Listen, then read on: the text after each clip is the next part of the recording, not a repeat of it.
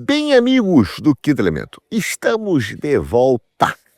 Dessa vez eu já saí do Egito e acabei dando uma paradinha aqui em Dubai. Depois, semana que vem, estarei, se Deus quiser, num lugar super estranho que eu não vejo há muito tempo, que é a minha casa, em Lisboa.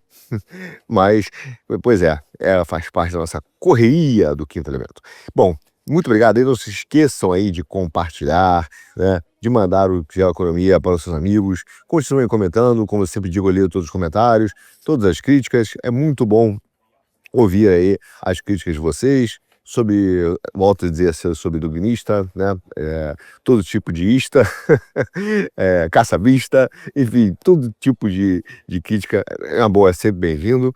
Inclusive também eu leio todos os comentários e aprendo, como sempre digo, muito também com vocês e com certas visões que vocês têm e também thank you. E também muito obrigado, e também com, evidentemente, coisas que não ficam claras, coisas que não são bem entendidas. É bom, sempre bom ouvir as críticas, sim. Então, muito obrigado, comentem à vontade. E a semana não tem como não começar a falar, talvez, do discurso mais importante que eu acredito que tenha sido o discurso em Davos, que é o discurso, né, do Trump, não só do Trump, mas também dos seus secretários, que foi realmente um discurso que mostra definitivamente como será a estrutura, como já está sendo a estrutura econômica do mundo pós a morte inevitável do liberalismo, que para alguns apenas, né, para alguns brasileiros Faria Limers, eles ainda são apegados ao defunto, né, não acreditam que o defunto se foi, mas ele já se foi e isso ficou extremamente claro dentro de Davos. Ou seja, basicamente o Trump declarou a morte do liberalismo na sua catedral, né? Na sua catedral mais forte e conhecida. E sem dúvida nenhuma, meu caro, isso vai refletir em detalhes desse discurso dele, de como as coisas já estão funcionando e como realmente os países vão se posicionar, porque não são apenas questões econômicas, são questões políticas, são questões de estrutura da ordem, onde, a partir dos anos 90, a estrutura econômica dominou sobre a política e sobre projetos geopolíticos. O que nós vemos hoje é uma retomada da política prioritariamente e mais importante do que a economia. A economia como instrumento de aspectos geopolíticos e políticos. Um mundo que remete a uma nova diplomacia, uma diplomacia agora baseada realmente em interesses geopolíticos. Um mundo, acredito, muito mais interessante, sim, né? Apesar de parecer mais complexo. Enfim, e é curioso porque tudo que o Trump começa a mostrar em Davos já enfrenta, já vem de encontro, não encontro, já vem de encontro mesmo a o que os liberais, inclusive da Faria Lima, aí do Brasil, nosso Brasa, não conseguem compreender. Ou seja, muitas das coisas que os liberais hoje, das críticas que existem sobre o que o Trump está fazendo, é porque esse pessoal tem uma visão unidimensional da economia e unidimensional dos modelos econômicos. E por quê? Os liberais, de forma geral, estão se baseando em um único pressuposto, uma única suposição, que foi destruída no dia 21 de janeiro de 2026, dentro do Centro de Congressos de Davos, lá na Suíça. Qual é essa suposição? É a suposição que as ameaças tarifárias do Trump são políticas comerciais. E essa suposição, meu caro, está errada. Olha do café. Um espetáculo. Essa suposição é completamente equivocada. Porque as tarifas não são políticas comerciais. As tarifas se transformaram em instrumentos de segurança. E os liberais, a Faria Limer, os ISIS da vida, os Rs da vida, não conseguem compreender que os mercados, na verdade, os modelos matemáticos que os CFAs, né, utilizam e aprenderam na sua doutrinação ideológica, eles não conseguem entender que esses modelos não conseguem mais modelar a realidade, porque existe uma variáveis, na verdade, que não representam, não estão dentro do modelo. E a gente vai explicar quais são. Para entender isso, vamos começar com o discurso do secretário de Comércio, Howard Lutnick, um dos caras, um dos discursos, para mim, mais importantes. mais importante é que o do Trump, porque ele entrou no Fórum Econômico Mundial e fez aquilo que os historiadores chamam de oração fúnebre para a ordem internacional firmada após 1945.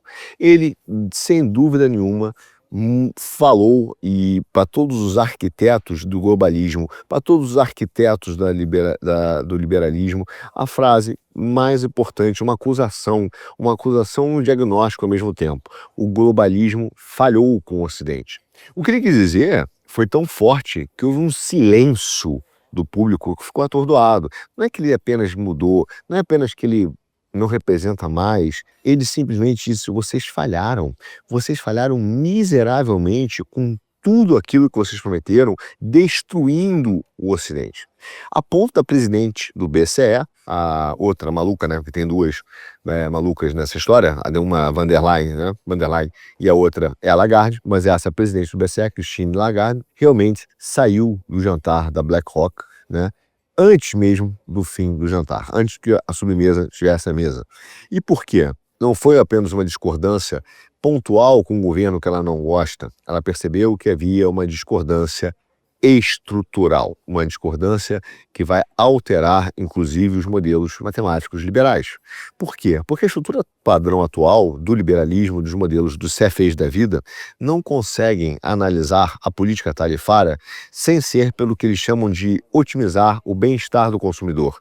É uma tradição antiga que vem dos modelos de Grossman-Helpman, os modelos de simulação de equilíbrio geral que estão aí nos computadores de todos os traders da Faria Lima, economistas, né, que acabam mostrando as divisões, né, diversas divisões de pesquisa dentro do Tesouro e do Banco Central, e apesar dos diversos modelos ajustes que são feitos a partir dessa ideia do equilíbrio geral, é que as tarifas existem apenas para proteger a indústria doméstica ou gerar receita adicional.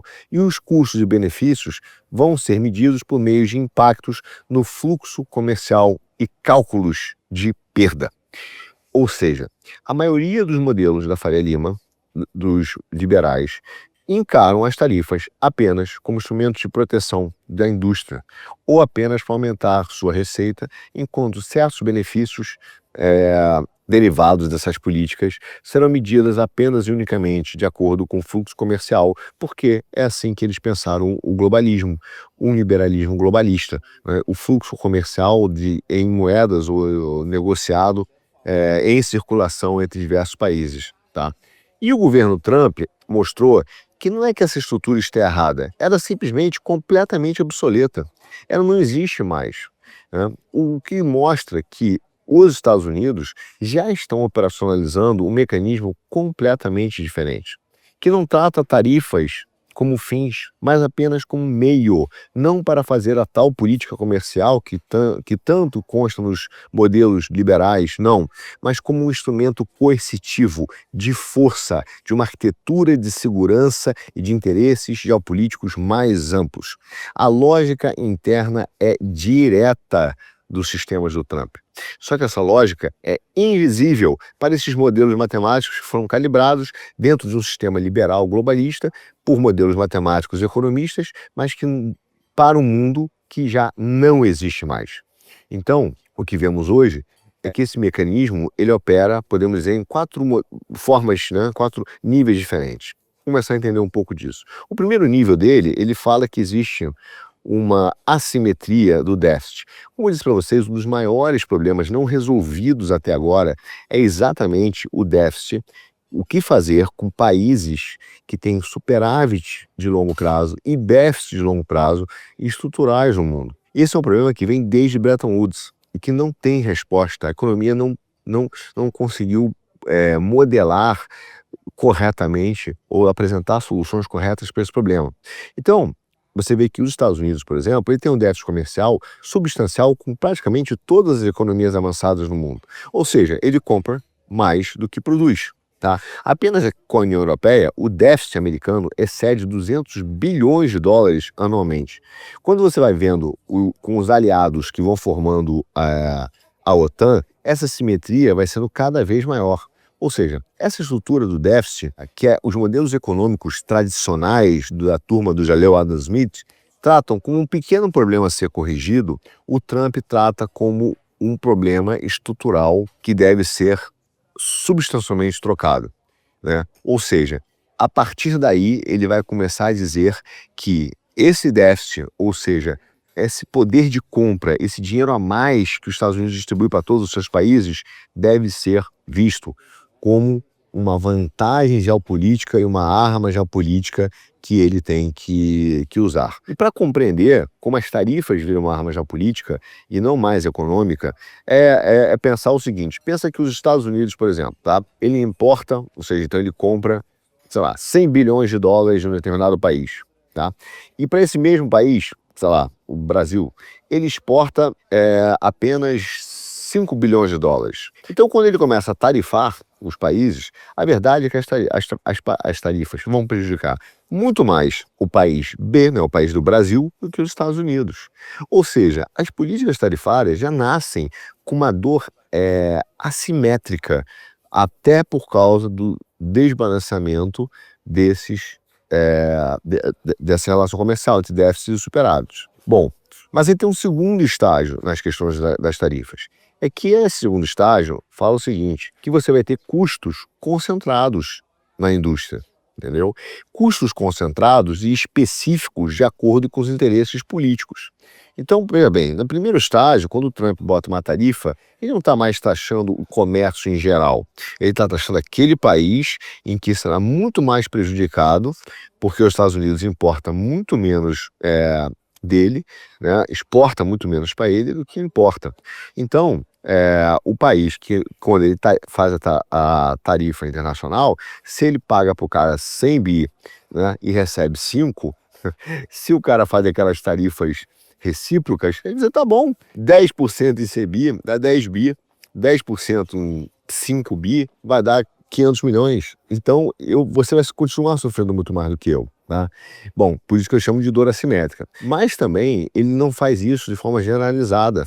Ele faz de forma pontual. Por exemplo, ele vai lá e fala, eu vou tarifar somente os automóveis alemães. E essa tarifa nos automóveis alemães não é distribuído uniformemente por toda a economia alemã.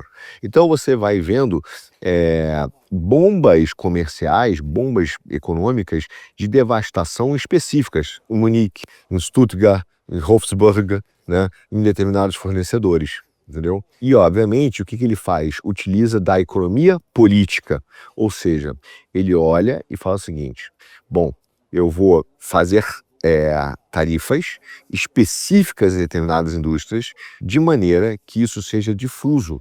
Então, os membros daquele país, as forças econômicas daquele país, não vão se organizar politicamente, entendeu? Não vão se organizar politicamente, porque as perdas são concentradas. Mas os ganhos que os caras têm, quando os Estados Unidos importa, ele importa de vários. Então benefícios difusos e pancadarias concentradas, entendeu?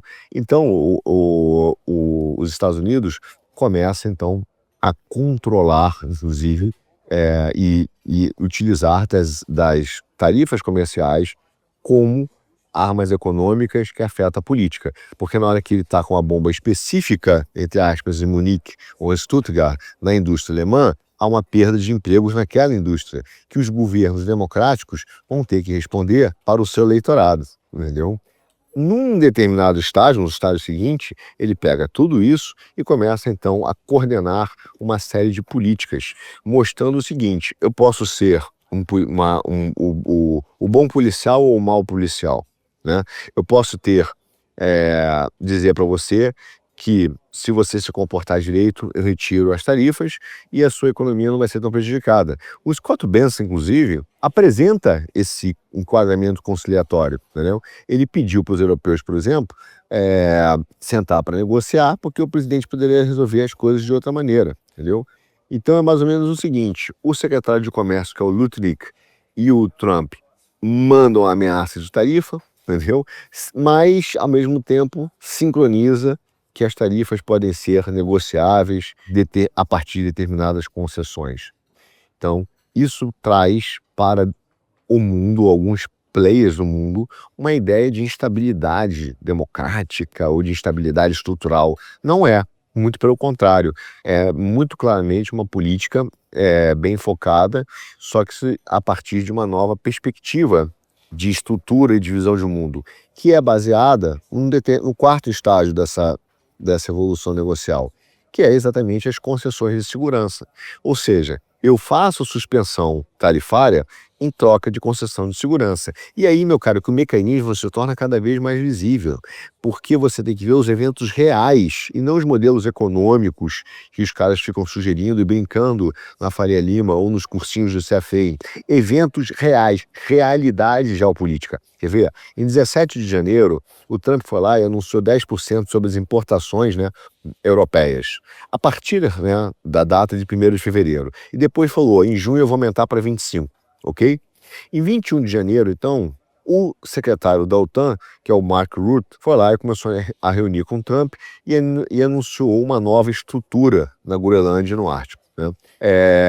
Depois dessa nova estrutura promovida pelo Mark Rutte, o Trump anunciou via a rede dele lá, a Truth Social, a suspensão das tarifas de 1º de fevereiro. Aí o jornal fala assim, Trump recuou, é a história do chicken out, né?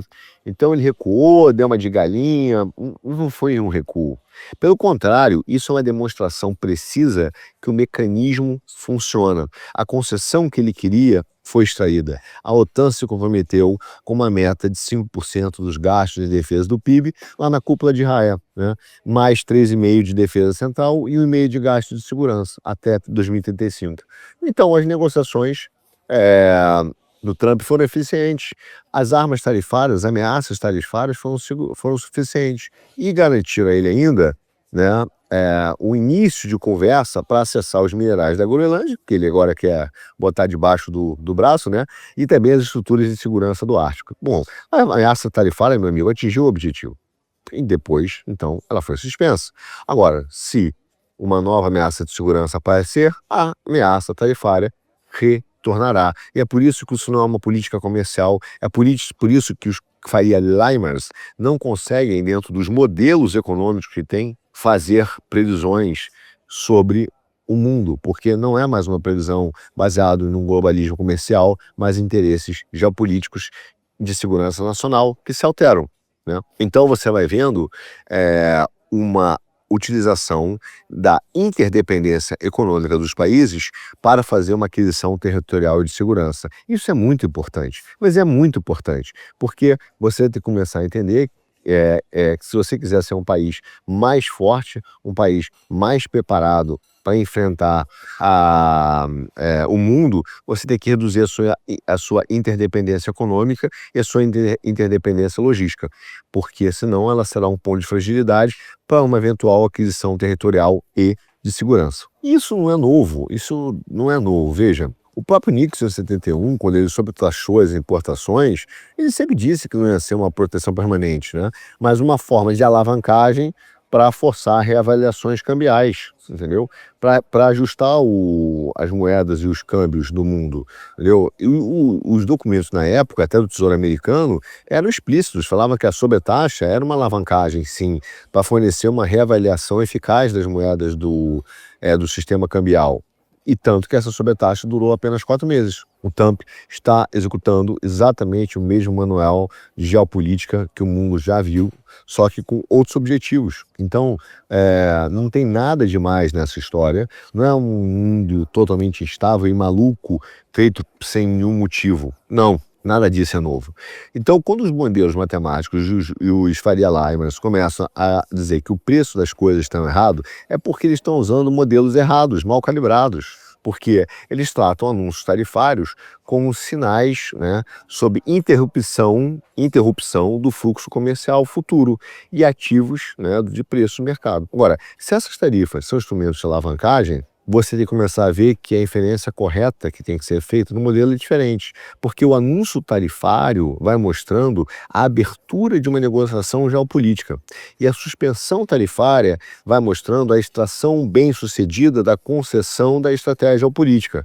Então, você vai ver que os fluxos comerciais podem nunca ser interrompidos, né? Só que a arquitetura de segurança, essa sim, será permanentemente alterada utilizando as estruturas tarifárias. Então o que acontece muito? Se a gente não tem acesso às negociações que são feitas entre países estratégicas, porque estão dentro de determinados, obviamente, sigilos, acordos sigilosos e confidenciais entre os países, a brincadeira de tarifária, ela vai mostrando que as pressões ou os pedidos que os Estados Unidos queriam foram atendidos. Por isso, quando a gente fala da suspensão das tarifas no Brasil, não foi uma vitória diplomática do Lula. Isso é uma mentira, entendeu? Foi uma vitória de uma concessão diplomática pedida pelos Estados Unidos que está sendo mantida em sigilo até agora. Então não há vitória diplomática do Lula quando o Trump tira a tarifa.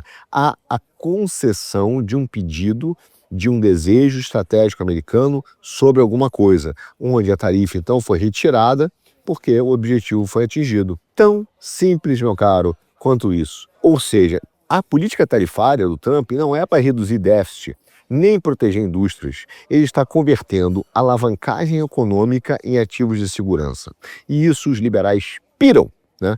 Mas é o que acontece. Até os modelos desses caras incorporarem essa função objetiva, eles irão prever sistematicamente errado o resultado das políticas. Sistematicamente errado, e vão interpretar de forma muito equivocada o que está acontecendo no mundo. Você quer ver outro exemplo? Logo depois ele anunciou o Conselho da Paz, né? E muitos já debocharam. Uma coisa maluca do Trump, essa ideia, né, idiota, não sei o quê, os países democráticos não querem participar, o que não foi verdade, teve uma adesão, a gente vai falar dela. Mas, na verdade, ele não está dando uma ideia, ele está revelando uma arquitetura paralela que já foi construída. Porque essa pressão pressão tarifária que ele criou, esse instrumento, não opera sozinho. Essa pressão tarifária, ela funciona dentro de uma arquitetura institucional que o governo Trump está construindo desde o momento que ele assumiu, que é uma arquitetura projetada para ir criando sistemas paralelos de coordenação internacional que não estejam ligados às estruturas multilaterais que simplesmente impediram o interesse americano por 80 anos, facilmente. E aí você tem que entender, começar a olhar como essa arquitetura funciona e exatamente como ela foi montada, porque aí ela vai revelar que o que aconteceu em Davos não foi um evento retórico isolado, mas foi uma revelação, um anúncio de uma máquina que opera já há alguns meses. O Conselho de Paz da Paz representa, né, a revelação dessa arquitetura paralela, né? E se você olhar as disposições, elas são impressionantes. Por exemplo, para você entrar com adesão permanente no Conselho da Paz, tem que fazer um cheque de $1 bilhão. O Trump permanecerá presidente permanente, mesmo após a presidência dele, e terá autoridade absoluta de veto sobre várias decisões. A cerimônia de assinatura ocorreu no dia 22 de janeiro em Davos. Acho que foram 25 nações aceitaram a adesão, incluindo o Israel, o Egito, Emirados Árabes daqui, o Catar, o Canadá, Hungria, a Bielorrússia e o Azerbaijão. Apenas França, Dinamarca, Noruega e Suécia declinaram. O Reino Unido, Alemanha e Itália estão ainda analisando, né? Estão neutros, como diriam, né? São com a avaliação cuidadosa, nem sinalizaram aceitação, nem rejeitaram, né? Mas estão esperando para entender como isso vai funcionar do ponto de vista geopolítico também. Ou seja, esse sistema não é uma organização de paz no sentido convencional, meu caro, é uma formalização de um modelo de transação dos Estados Unidos, formalizando um pacto com seus aliados, um clube disposto a negociar diretamente com o poder americano, com as benesses da economia americana, com as benesses da força americana, fora das restrições das instituições multilaterais. E a taxa de entrada de bilhões de dólares vai garantindo que apenas alguns estados possam participar enquanto geram capital para sua estrutura. E a presidência permanente mostra que não é uma instituição que está sendo formada posteriormente, né, para estar sujeita à democracia americana, mas a um instrumento e a uma ideologia mesmo, uma forma de governo, uma forma de mundo que vai se perpetuar após a presidência do Trump, mas em que ele se considera, né, o grande líder que revolucionou isso. Então, ele está junto com o Vale do Silício, e esse é um ponto extremamente importante, junto com o Vale do Silício, criando uma estrutura paralela, não só de controle, não só dizendo que é liberdade, mas não deixa de ser uma tecnopolítica, como já falamos aqui no G-Elemento. Veja esse programa, que ele é muito importante, se você não viu. Mas não só criando uma tecnopolítica, do ponto de vista filosófico, ele está criando na prática. Então você tem as Big Techs criando ecossistemas de controle e monopólios, deixando outros países dependentes, saindo um pouco das estruturas de Estado, né? E ao mesmo tempo com o Trump criando novos clubes, onde esse ecossistema irá negociar diretamente com os países através da utilização da força americana. Isso vai garantir, por exemplo, que quando o Trump sair da presidência, ele continuará presidente lá, permanente, e o cara que ele colocar vai ter que conversar com ele e continuar na mesma política para garantir que a política que o cara está fazendo nos Estados Unidos está ainda de acordo com a visão do Trump, com a visão do Trump do mundo e com os acordos internacionais que está sendo feito nesse clube de nações. Então o Trump sai da presidência no final do seu mandato, mas não perde o poder, parte do poder de presidente após o seu mandato, principalmente se um sucessor dele, seja o Vance, seja o Rubio, ganharem, entendeu? Então, vai mostrando o controle do poder que está sendo pensado como instrumento, né, como prioridade das ações. Então, a autoridade de veto dele vai mostrando que não vai ser aceito por ele nenhuma restrição a essa liberdade de ação americana para fazer os Estados Unidos grande again na sua ideologia. Então, essa estrutura que ele está fazendo privilegia explicitamente os interesses americanos, sim, inverte o modelo de Conselho de Segurança da ONU, que é baseado em decisões coletivas, tá?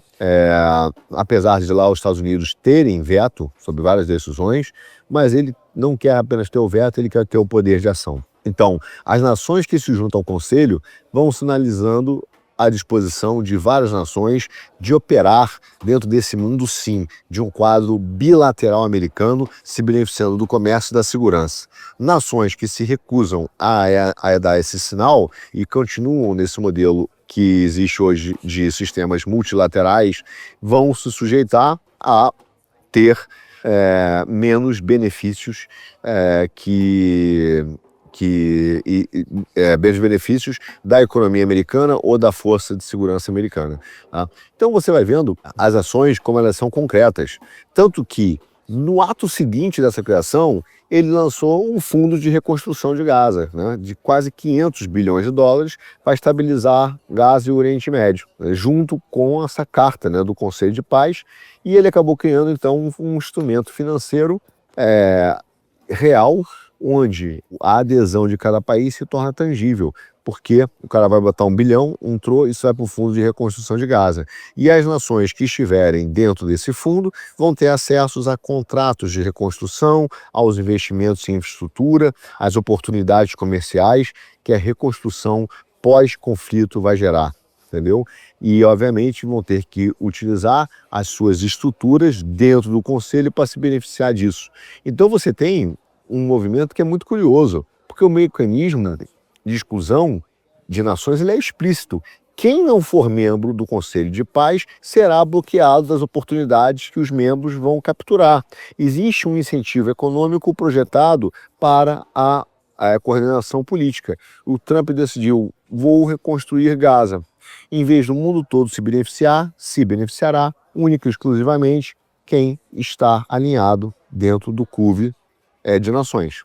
Entendeu? Veja, é uma nova arquitetura. E essa arquitetura, ela se liga ainda com a arquitetura financeira que foi criada pela Lei Genius, que eu já disse que foi agora em 25, né? Acho que foi julho de 25, que foi uma das leis mais inteligentes, mais brilhantes, uma sacada para tirar o poder dos bancos, para fazer a desintermediação bancária, trazer uma solução de acesso à poupança do financiamento do título público americano e continuar fazendo o modelo de financiamento do título público americano, ou o que a gente chama de esterilização dos dólares, que eu já expliquei bastante aqui no GE Economia, né?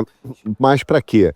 Para reduzir a dependência dos bancos e também criar uma nova forma de financiamento do déficit americano. Então veja, os planos que estão sendo feitos, tirando os ruídos em torno disso na mídia, que o Brasil não entende patavinas, a nossa diplomacia não entende nada do que está acontecendo, os liberais não entendem nada do que está acontecendo, é uma estrutura muito inteligente. É uma estrutura que começa resolvendo parte do problema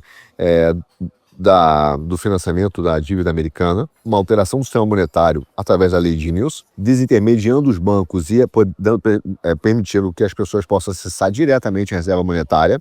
Ao mesmo tempo, o cara começa a usar as tarifas como instrumento de coação econômica e de segurança nacional e cria um clube de nações que sai das multilaterais para dizer o seguinte: se nós tivermos essas tarifas, o clube de nações, quem for realmente aliado dos Estados Unidos irá se beneficiar das ações dos Estados Unidos. Ou seja, os Estados Unidos estão mostrando que estão falando sério na reconstrução do Ocidente, assumindo um papel de liderança ativa e não uma omissão passiva e sem vergonha, como a do Biden, por exemplo, na reconstrução do Ocidente, em que ele preferiu contribuir para a destruição do Ocidente, até com as políticas wokeistas, que já falamos enormemente aqui, todas as maluquices que eles queriam fazer, né? Ou seja, nós podemos dizer que a Lei Genius, quando começa a ver essas várias estruturas que foram montadas, ela representa talvez a reestruturação, como eu já disse, mais significativa da demanda da dívida externa americana em décadas. É uma engenharia fiscal brilhante, meu caro, porque ela cria uma demanda obrigatória do título americano para todo mundo que quer utilizar condições de mercados fora, né, dos bancos e fora do Banco Central estrangeiro. É um mecanismo muito elegante de coerção, muito inteligente de coerção, porque todo emissor de stablecoin se torna um comprador obrigatório do Tesouro Americano por legislação. E à medida que o mercado de stablecoin, né, vai escalando, vai subindo, vai crescendo, vai aumentando a demanda por título americano de forma automática. Tanto que o Scott Bessent, disse que esse mercado poderia ir na direção dos trilhões de dólares, né, independentemente do rendimento ou de oportunidades alternativas. Por quê? Eu falei isso daqui a pouco, já, mas essa estrutura ela vai criando uma demanda que ela é invisível aos grandes bancos pela dívida do governo, exatamente porque as demandas tradicionais e as formas tradicionais de negociação, que era aquela dos bancos centrais fazerem superávit com a compra do poder americano, o americano comprava de todo mundo, as nações faziam superávit e aí recebiam dólares, esse dólar ia para os bancos que compravam títulos americanos para os clientes, sobrava o dólar então lá dentro e esse dólar era jogado na economia através do crédito. Quando ele começa a criar essa estrutura, ele estoura essa estrutura do mercado. Estoura mesmo e começa a criar uma nova revolução. Só para você ter ideia, o SDT, que é daquela Tether, ela tem hoje 140 bilhões de dólares em circulação. O SDC da Circle tem uns 45, 50, né? Ou seja, se você ainda pegar as emissoras menores, você está falando hoje só de stablecoin americano de 200 bilhões de dólares de demanda por título do Tesouro Americano. E se a projeção do Bessent estiver certa, que fala de trilhões de dólares, o setor, meu caro, de stablecoin se tornará um comprador impressionante, enorme de títulos americanos, será comparado aos principais bancos centrais do mundo, sem você ter um banco central exercendo a sua política, as suas políticas, né, e modelos que fazem aí da política monetária liberal. Então é uma jogada extremamente inteligente que o Trump está fazendo, uma reestruturação do mundo. E uma reestruturação do mundo que vai afetando os bancos e vai afetando o Fed, por isso que os caras estão vetando. Só para ter ideia, ainda é pequeno comparado ao patrimônio do Fed, mas, por exemplo, no pico do Fed, o pico que é de patrimônio foi quando ele atingiu 9 trilhões de dólares, quando teve o que os bancos chamam de quantitative easing. Quantitative easing é mandar dinheiro para banco, tá? Enfim, em vez de mandar para o setor produtivo, eles mandam para os bancos. Mas, enfim, quando teve essa flexibilização na época do Covid, o máximo que esses caras atingiram foi 9 trilhões de dólares, né? E o Tesouro contribuiu com quase 6 tri dessa flexibilização monetária. Se você tiver um mercado de stablecoins de 3 trilhões de dólares, 3 trilhões de dólares, isso representaria metade do máximo de acumulação que o Fed já teve. Fazendo isso sem ter uma decisão de política monetária. Ou seja, é uma flexibilização do sistema financeiro brutal. Então, o Tesouro hoje, ele cria demanda pela sua própria dívida, né? Só que agora não mais pelas compras do Fed, né? Não mais pelas políticas controversas e limitadas do balanço patrimonial do Fed, né? Mas através de um modelo de negócio que é o stablecoin, entendeu? E isso vai simplesmente acabando com o papel dos bancos centrais. E aí tem um lado interessante. Por quê? Porque talvez tenha uma má interpretação do que está acontecendo no mundo. Porque os bancos centrais estão vendo exatamente isso, que eles vão perder a sua importância e não vão receber mais dólares também. Porque os dólares, provavelmente, das aquisições, aos poucos, serão negociados, as comportações e compras, em stablecoins. Não participarão, não necessariamente entrarão no balanço dos bancos centrais. Ou se entrarem, vão sair muito rápido. Então, os bancos centrais têm que entender que eles precisam de proteção patrimonial, porque senão todos esses bancos centrais irão quebrar no mundo sem o dólar. Até porque é a moeda ainda de maior negociação. Pode não ser a maior reserva, mas é a maior negociação. Só que, ao mesmo tempo, essa reserva está sendo transferida. Ela é a maior reserva ainda, não me leva a mal. Eu quis dizer que percentualmente, o que eu pensei foi, percentualmente, ela é muito mais importante como moeda transacional do que como moeda de reserva. Ela ainda é mais importante com 50 e tantos por cento. Mas como transação é 80%. Então você vai dizer assim, mas é claro, mas assim, os pessoal estão comprando ouro e tal. Sim, os bancos centrais já notaram isso, que o Trump já está fazendo essa transferência para o setor de tecnologia. Então esses dólares vão começar a circular dentro das stablecoins, né? As transações são feitas dentro de stablecoins, não mais ficarão como reservas dos bancos centrais dos bancos. Então, para os bancos não quebrarem numa grande crise de liquidez lá dentro do sistema bancário, não dentro do sistema tecnológico, eles precisam substituir os seus ativos e estão escolhendo ouro. Por isso que eles acumularam mais de 3 mil toneladas de ouro em 2 anos, superando aí 1.000 toneladas anualmente de compra por mais de 3 anos consecutivos. Entendeu? Por quê? Porque os compradores tradicionais da dívida soberana, meu caro, estão se diversificando. Eles estão entrando direto nas pessoas físicas, usando o poder de compra americano, a confiabilidade do dólar americano e a desconfiança que as pessoas têm em relação aos seus próprios países para poder apontar para o título americano em stablecoins, em proteções, fugindo não só dos bancos centrais, dos bancos não, do judiciário que existe nos países. As pessoas no mundo não aguentam mais essa bosta de sistema judiciário que foi criado. Ninguém aguenta mais isso. Então as pessoas estão simplesmente fugindo da estrutura criada por esses juízes de M, malditos. Enfim, o fato é que quando você olha de forma geral, a participação do Tesouro Chinês, né, diminuiu de 700 bilhões de dólares, né, 700 bilhões de dólares, que deve ser o nível mais baixo desde 2008, entendeu? Aí você fala, aí no Japão, que é a maior posição estrangeira também, enfrenta a pressão de abandono também, né? Os compradores estão indo embora. Por quê? Não é mais porque o dólar acabou, não. É porque a Lei Ginius está criando compradores substitutos desses títulos sem passar pelos bancos centrais e pelos bancos. Então, a fonte de demanda está se alterando, se tornando estratégica. E o principal impulsionador desse crescimento do stablecoin também não é o uso interno dos Estados Unidos. E esse é o ponto. Não é o uso doméstico americano. E isso é brilhantismo dessa discussão. É a demanda, sabe de quem? Do mercado emergente, de países como o Brasil, como a Turquia, como o Egito, como alguns países do leste europeu, que querem armazenar o dinheiro deles em dólar.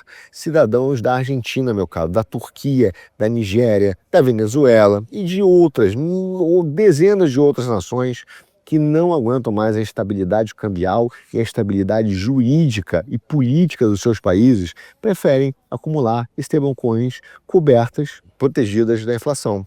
Então eles simplesmente vendem as moedas locais, não querem mais o real, não querem mais as outras moedas, não querem mais ter o risco de um juiz maluco, responsável, que quer fazer justiça baseado em princípios luministas, bloquear os seus ativos, não quer mais correr o risco dessa voracidade desses burocratas, tecnocratas da Receita Federal. Eles não querem nada disso. Eles querem simplesmente poder ter uma proteção num lugar patrimonial onde eles possam circular os seus recursos, longe das garras malucas de burocratas que não sabem mais o que fazer com o mundo e resolveram simplesmente regular tudo e destruir as pequenas e médias empresas. Esses caras é que estão vendendo moeda local para comprar o USDT ou a USDC. O emissor de stablecoin, então, pega esse valor e manda para a letra do Tesouro. Sabe qual é o efeito líquido? Os Estados Unidos estão financiando o seu déficit fiscal através da fuga de capital do famoso Sul Global. Quanto mais estabilidade financeira no Sul Global, melhor para os Estados Unidos, meu caro. Atenção que eu vou dizer para você. Quanto mais instabilidade financeira, melhor para os Estados Unidos. Então, aí você começa a entender por que também começou a surgir essas revoluções da geração Z, cansados, né, das políticas do seu país, da corrupção, também da falta de oportunidade, né? Ou seja, você vai vendo que essas instabilidades vão empurrando cada vez mais o recurso para stablecoins. Então, quando você olha tudo que a gente falou, ou seja, a combinação do swap de segurança tarifária que eles criaram, né? O uso da segurança tarifária, das tarifas como arma, o Conselho de Paz, que é o Clube de Nações dos Estados Unidos para as nações poderem se beneficiar da força do mercado americano e das benesses do mercado americano. E da estrutura de stablecoin da Lei Genius, você vai vendo que isso está sendo montada nesse tripé, uma arquitetura institucional que pode ser chamado de federalismo transnacional. Um regime, tá, de relação de alianças, de acordos bilaterais que substituem compromissos multilaterais, onde a segurança e o acesso é comprado ao invés de assumido. Ou seja, a ordem internacional, baseada em regras, nesse direito internacional que não serviu para nada, não serve para dar dinheiro para advogado, dá lugar a uma ordem americana baseada em transações. Isso é absolutamente fantástico. Isso é único no mundo, meu caro. Isso que nós estamos vendo é único. É uma mudança brutal que os CFAs da Faria Lima até agora não entenderam, o projeto Tarcísio não entendeu, nem os grandes bancos brasileiros entenderam.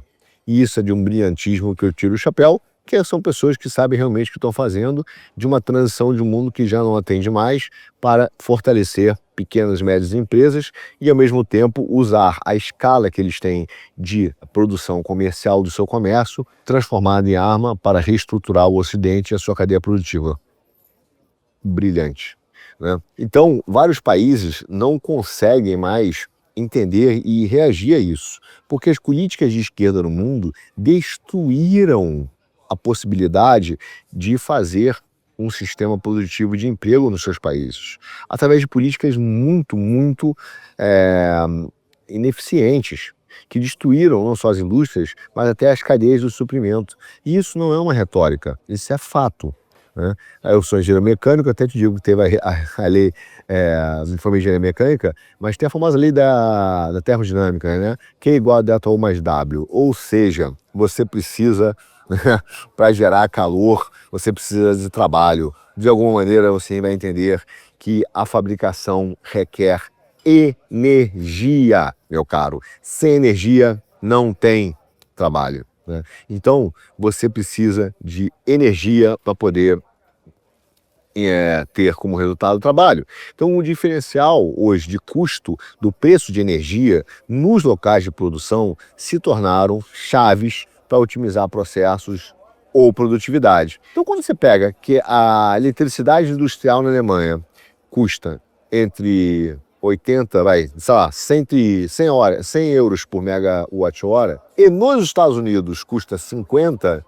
meu caro, é 2 vezes. A eletricidade industrial chinesa é menor ainda do que nos Estados Unidos. A estrutura de custos é determinada hoje fisicamente, antes que a comercial seja dada. Então o fabricante europeu aqui já nasce, meu caro, já acorda de manhã com um déficit que destrói a etapa da produção dele em todas as fases que ele liga a luz e precisa de energia. E aí, quando você vai vendo que a alternativa é ir para uma terras raras, você vai vendo que ela controla entre 85%, né, a China, e 90% toda a capacidade de refino, né, e 90% o processamento pesado. Ou seja, você vai cada vez mais depender na sua cadeia produtiva inteira de uma geração de energia que está sendo substituída para um país que vai atender apenas um país que controla 90% da capacidade de refino. O Lutnick fez a pergunta que deixou a Europa com cara de trouxa, porque foram trouxas. Por que vocês estão fazendo o net zero quando vocês não fazem nenhuma bateria? Então, o silêncio dos europeus na sala evidenciam muito, entendeu? Evidenciam que a transição climática se tornou um vetor de dependência industrial e não de renovação e de destruição de empregos, destruição da cadeia produtiva. A própria IEA Electricity confirmou que os preços da eletricidade na União Europeia são 2 vezes o nível dos Estados Unidos e 50% da China.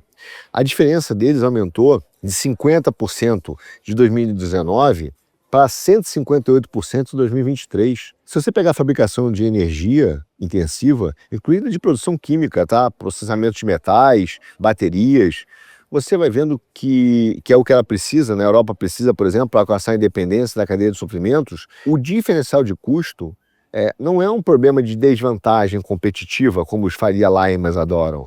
É um desafio estrutural que vai levar as empresas europeias à extinção. O êxito industrial na Europa já está em andamento, assim como no Brasil. Você teve fechamento da Volkswagen em Dresden, você teve redução de mais de 35 mil empregos em determinadas indústrias, né? Você tem quase 734 mil unidades de redução de capacidade industrial de forma permanente na Alemanha. A Bosch, por exemplo, que tinha o maior complexo químico, né, do mundo em Ludwigshafen, ele fechou as instalações. Então você tem um impacto no custo de energia que foi da ordem de 3 bilhões de euros anualmente, globalmente. Gasta-se mais. Como você vai gerar emprego dessa maneira? Entendeu? Então as empresas estão realocando a capacidade industrial para a China e para a costa do Golfo nos Estados Unidos, onde o custo de energia permite uma operação mais lucrativa. E isso não é uma reestruturação, meu caro. Isso é uma partida, é um tchau da Europa. Então, o que nós estamos vendo hoje é que, por causa das políticas de esquerda, inclusive do seu Lula, né, que ficou apoiando essa baboseira de transição energética no Brasil, fazendo investimentos, gastando dinheiro para isso, que é muito maior o prejuízo que ele criou do que a fraude no INSS, muito maior do que a fraude do Master, muito maior do que esses escândalos. O maior escândalo que esse cara criou foi a própria transição energética, foi a pauta ambiental. Esse foi o maior escândalo que esse cara criou, porque ele pegou um país que é tradicionalmente de energia barata, como o Brasil, e encareceu, como se nós já fôssemos produtivos, tivéssemos emprego, encareceu a energia para poder gerar, gastou dinheiro com isso, para poder gerar uma transição para atender um sistema europeu que está em falência. O ecossistema de fornecedores na Europa e de todos que estão fazendo essa transição energética entrou em colapso. É algo inacreditável, inacreditável. Então você está vendo que há uma destruição em massa por causa dessas políticas energéticas e ambientais. Então quando o Trump chega, olha para isso e fala, meu caro, para eu sair dos bancos, eu tenho que ter minhas stablecoin, eu vou ter os meus parceiros aqui para desenvolver os mercados e vou criar o meu clube da paz e vou usar de tarifa para conseguir o que eu quero. Vou usar de coerção econômica. Esse cara compreendeu que ele precisa de energia barata para fazer os stablecoins, mas também a inteligência artificial. Esse cara compreendeu que ele tem uma arma enorme, que não é só militar, que é o poder de compra americano, que é a economia americana, o consumo americano.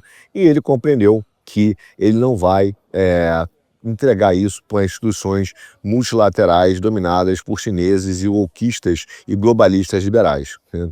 E, obviamente, o que acontece? Os países que mergulharam nesse devaneio ficam sem capacidade de resposta. Veja a União Europeia. Ela vira e fala assim, vou fazer um mecanismo anticoerção, né? Vou fazer uma pressão tarifária. Não vale nada. O mecanismo da União Europeia, que tenta devolver a pressão tarifária aos Estados Unidos, não vale absolutamente nada. Até porque ela vai demorar para ser implementada no mínimo 6 meses. Só que nisso os Estados Unidos já enfiou o cacete nela aqui. Entendeu? Então essa posição que os caras estão se colocando, né, simplesmente vão destruindo as cadeias de suprimentos que estão sendo capturadas por indústrias americanas ou estão saindo dos Estados Unidos ou da Europa e estão indo definitivamente para outros lugares porque o custo de energia está sendo proibitivo, enquanto a Europa ainda tenta, nessa burocracia que eles criaram pela União Europeia, nesse Politburo, tentar pensar quais são os mecanismos de respostas adequados. Não existe. Todos os mecanismos de resposta hoje da Europa são adequados. A posição europeia ela não é fraca porque existem má negociadores. Ela é fraca porque os fatos físicos, a economia física, tornaram todas as posições políticas e negociais da Europa fracas, entendeu? O posicionamento institucional, né, é hoje fundamental para compreender a magnitude da força de venda dos Estados Unidos e como eles estão usando isso para operar nas vulnerabilidades de certos países. Isso não é uma especulação, isso é o que está acontecendo. E é por isso que o capital está migrando em mobilidade para os Estados Unidos como efeito da geopolítica, não efeito da economia, não efeito de modelos liberais, efeitos da geopolítica que entenderam que, por causa de modelos econômicos e geopolíticos, o preço de energia é mais barato, não é por causa liberal, não é por causa de políticas do Adam Smith, não, pelo contrário, é por causa de políticas geopolíticas de desenvolvimento que o Trump simplesmente forçou a utilização de hidrocarbonetos, voltou a usar energia mais barata e está usando de pressão tarifária para garantir aspectos de segurança nacional e garantir as suas cadeias de suprimentos, e isso faz com que a estrutura econômica americana fique atrativa. Aí vem os fundos de pensão holandeses, que detêm hoje, atenção, os fundos de pensão holandeses detêm 254 bilhões de euros em ações, tá? Sabe onde? Nos Estados Unidos. Sabe quanto que eles têm na Europa? 63 bilhões de euros. Ou seja, do dinheiro que os caras têm, 254 está nos Estados Unidos, só 60 está em ações europeias.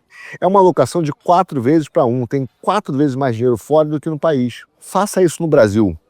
Chegue para a Previc, o Banco Central, e para esses burocratas brasileiros e diga que você vai liberar a capacidade de investimento dos fundos de pensão, que hoje são sequestrados e capturados, que tem que investir metade do patrimônio deles para financiar o governo federal e os custos do governo federal, né, por obrigação, e que estão dominados pelo Itaú, pelo BTG e pela XP, e diz para eles que eles vão ter liberdade operacional para investir em médias empresas no Brasil ou investir fora do Brasil. Vai haver uma operação policial na manhã seguinte, porque é assim que os caras usam como instrumento para reter o crescimento brasileiro. Então e ainda tem gente influência da direita que é imbecil economicamente, e esse é o problema da ignorância, a pessoa sequer reconhecer a sua própria ignorância, e falar que o problema dos fundos de pensão é que eles têm que ser protegidos contra os malvadões que querem pegar o dinheiro dos caras. Só que no mundo todo, os fundos estão investindo fora, investindo em pequenas e médias empresas, investindo em empresas americanas, tendo mobilidade do capital. E no Brasil tem sempre um idiota que vai defender que o burocrata é que vai explicar a alocação ideal, né, do capital. É duro, meu caro, é bastante duro, é bastante duro. Então, se você olhar, no caso dos fundos europeus, por exemplo, a Pension Denmark, eles já alocou, só agora, recentemente, né, no início agora de 2026, mais de 2 bilhões de dólares para o mercado americano. A finlandesa Veritas reduziu as ações deles de 46% para 24%.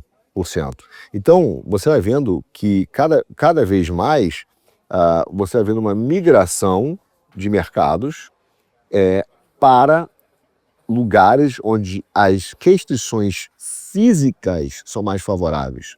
Então, a concentração de risco hoje é muito vista e pensada de acordo com a estrutura física que está sendo criada.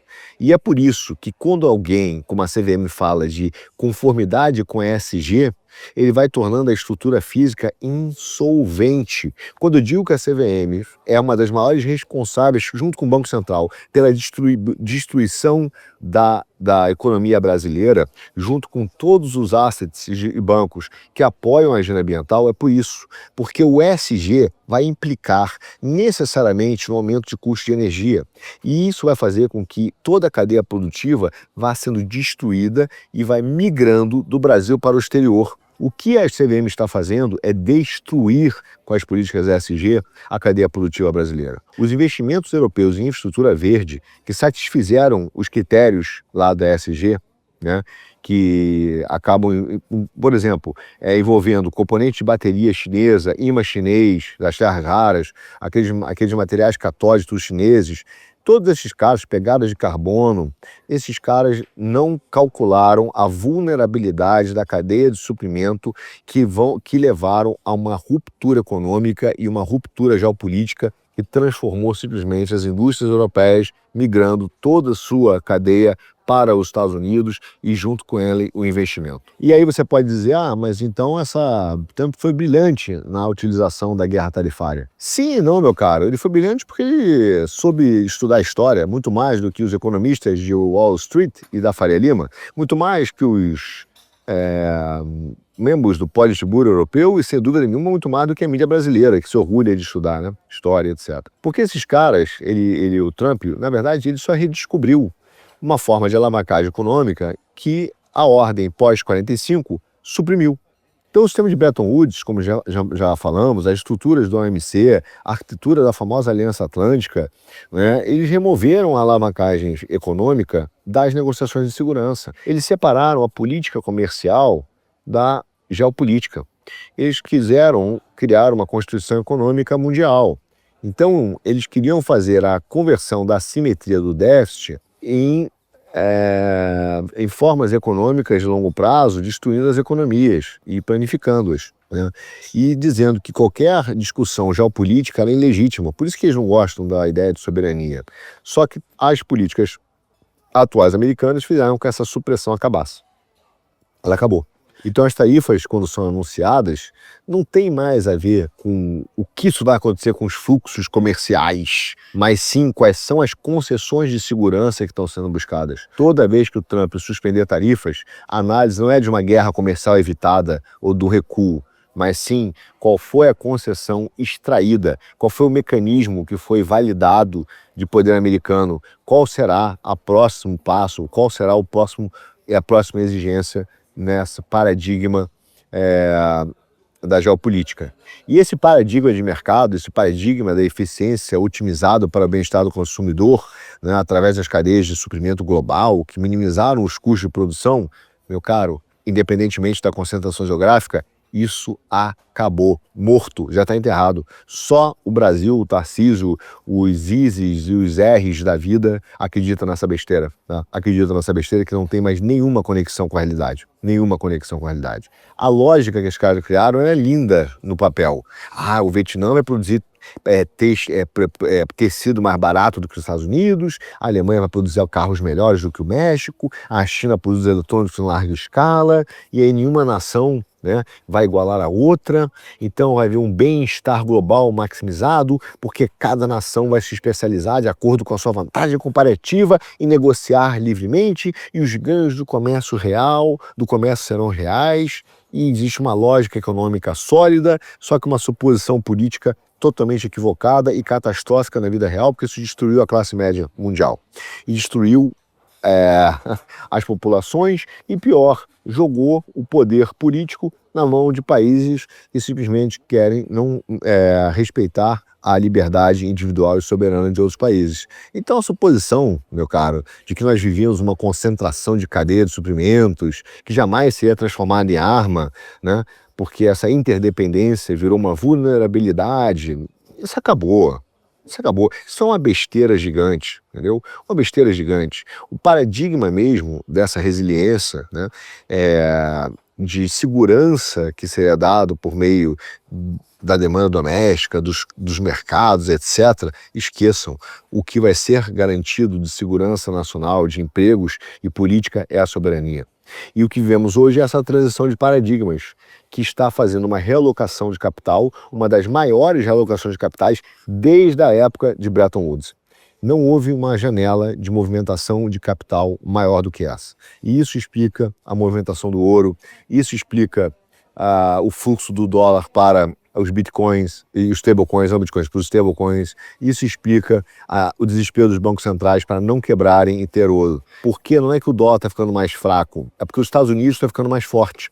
Então a arquitetura monetária que governava as finanças internacionais desde 1944 morreu nessa reunião de Davos. Lutnick simplesmente jogou uma pá de cal em cima do túmulo dos caras e simplesmente mostrou que anunciou que é o fim do que nós poderíamos chamar de Bretton Woods II, né, que é esse regime de globalismo liberal construído com base de que a integração econômica iria produzir uma convergência política e a liberdade individual. Não aconteceu. A integração econômica não produziu convergência política e só gerou em autoritarismo e perda da liberdade individual.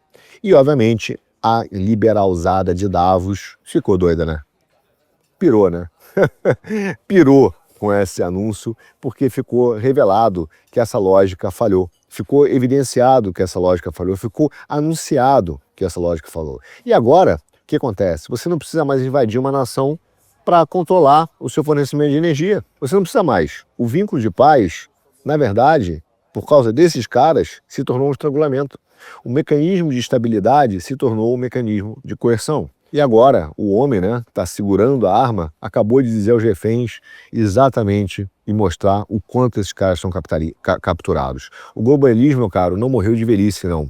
Ele foi assassinado pela matemática simples, a matemática da interdependência geopolítica que os arquitetos globais não conseguiram prever nos seus modelos, entendeu? E hoje existe uma enorme alocação de capital, uma enorme mudança geopolítica equiparada, para mim, ao grande jogo do século XIX, travado pelas potências coloniais.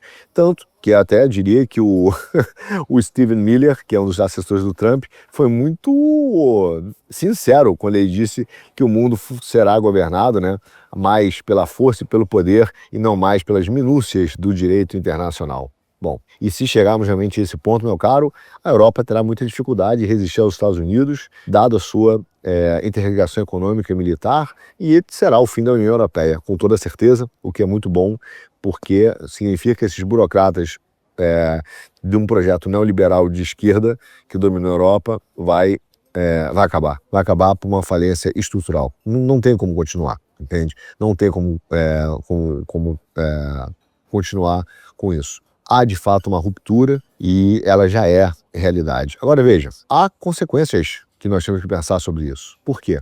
Porque a ameaça de tarifas traz preocupações geopolíticas, né? A gente hoje pode dizer, tá bom, o Trump tá mandando bem, mas na hora que ele vai lá e faz uma ameaça de tarifa para poder ter um acordo específico sobre a Groenlândia, você está tendo uma mudança no comportamento do Estado. Isso não é uma novidade. Atenção, não é o Trump que inventou isso, é um malvadão. As grandes potências utilizam de pressão econômica para atingir objetivos políticos desde sempre. Você teve os bloqueios navais britânicos, você teve os regimes de sanção da Guerra Fria dos Estados Unidos, né? Você teve os embargos do petróleo na década de 70. Tudo isso é sanção econômica, é a mesma lógica. Só que as tarifas fazem isso de uma forma um pouco mais suave, né?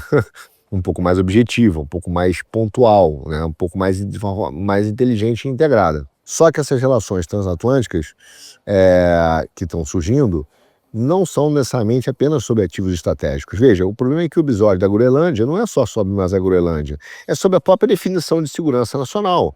né? E tem a ver com comércio, alianças, cadeia de suprimento, até mesmo com o setor imobiliário. Veja, a gente tem que aprender lições com a história. E eu pergunto, se em algum momento, né, o Trump olha para a Groenlândia e fala, isso aqui é estratégico para mim, porque o Ártico, de fato, é estratégico, não, tanto o Trump não está errado nisso, à medida que o gelo vai derretendo, vai se dando novas rotas de navegação, e aí a China demonstrou interesse nessas infraestrutura polar, a Rússia militarizou parte dessa região, entendeu? Não dá para a gente ignorar a geografia do que está acontecendo.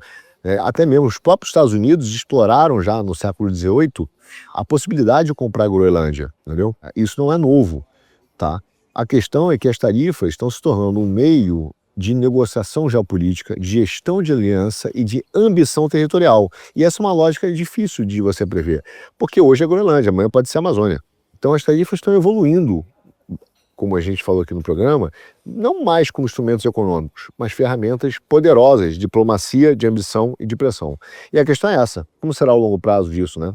Como será o comportamento dos países no mundo onde a diplomacia, por exemplo, agora virou uma diplomacia econômica. E aí você fala, mas os Estados Unidos é que criou isso. Não, a China também usa isso.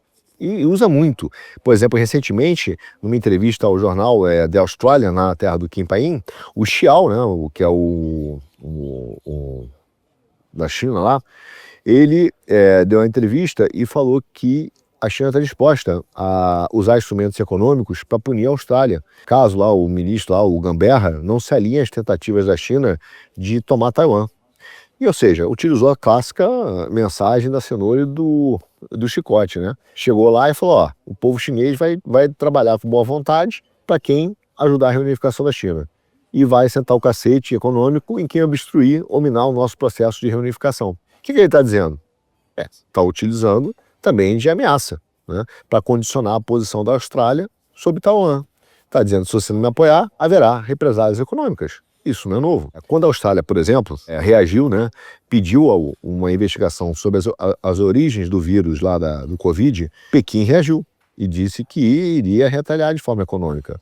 E isso fez com que houvesse, então, uma diplomacia mais cuidadosa da Austrália nesse sentido, segurou a onda e logo depois a China removeu a maioria das tarifas sobre produtos australianos, né? Então você vai vendo que essa nova ameaça de tarifas deixa muita gente desconfortável, entendeu? Óbvio, é uma dor de cabeça. A China deu uma dor de cabeça para a Austrália, já fez isso com o Japão nas terras raras, os Estados Unidos estão usando agora. A questão não é brigar com a realidade, a questão é como nós podemos nos posicionar em face dessa realidade, em face desse novo modelo econômico de tarifas que está sendo utilizado como segurança nacional, geopolítica e de aliados numa reconstrução não de um desenho de mundo, mas de um instrumento de poder entre países. Essa é uma realidade e que o Brasil hoje não tem a menor ideia de como fazer isso. Não tem uma diplomacia capaz de fazer isso, não tem um entendimento econômico, porque até os nossos agentes econômicos são tomados por um liberalismo que já morreu, né, com essa promessa de uma integração global que vai levar à convergência política e ao bem-estar e à maximização do consumidor, que se tornou uma mentira, mas os caras repetem isso todo dia no Twitter e continuam presos a um mundo que não existe mais. E ao mesmo tempo você tem um governo do PT, né, do Lula, e de uma mídia que se acha extremamente, profundamente culta e é profundamente ignorante, profundamente burra, profundamente tosca, né, e não consegue entender o que está acontecendo no mundo, e um presidente que é incapaz de olhar para as interdependências que o Brasil tem, que viraram vulnerabilidade por causa dessas políticas liberais, e criar um plano de país, um projeto que acabe com essas vulnerabilidades e deixe o país mais seguro e menos refém de interesses estrangeiros de coerção econômica e que possa permitir o contrário, que o Brasil possa fazer valer o seu interesse, o interesse do seu povo. Infelizmente, o que nós vimos nos últimos anos são presidentes como Lula, como Macron, defendendo o interesse de todos, menos o do seu próprio povo. O PT defende o interesse de todo mundo, menos o dos brasileiros. Então, essa é uma realidade. Como Davos vai reagir a isso? Bom, aí você já sabe. Será tema para um dos nossos próximos Geoeconomia.